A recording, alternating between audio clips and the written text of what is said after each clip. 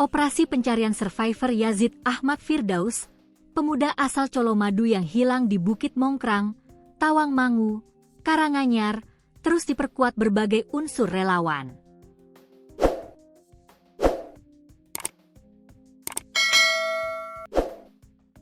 Terbaru, komunitas rescue hutan dan gunung asal Bandung, Perhimpunan Penempuh Rimba dan Pendaki Gunung, Wanadri, ikut turun langsung dengan menerapkan metode play camp dalam pencarian.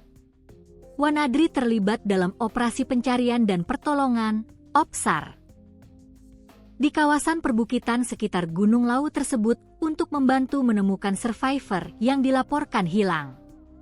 Ketua tim OPSAR Wanadri, Badawi, 55, mengatakan pihaknya mengerahkan satu tim berisi 8 personel untuk memperkuat Basarnas dan relawan lain di lapangan. Kami dari Wanadri dari Bandung, ditugaskan membantu survivor Yazid yang diduga hilang dan melakukan penguatan terhadap institusi Basarnas di Bukit Mongkrang, kata Badawi, Kamis, 29 Januari 2026, malam. Ia menjelaskan, tim yang diterjunkan terdiri dari personel dengan kemampuan vertical rescue dan mountain rescue. Berbagai perlengkapan standar operasi gunung hutan juga telah disiapkan, mulai dari alat menembus hutan, perlengkapan tebing terjal, hingga perangkat rappelling.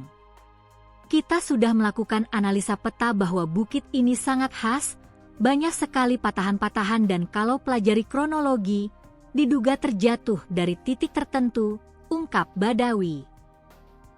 Wanadri sendiri baru bergabung dalam operasi sejak Selasa, 27 Januari 2026.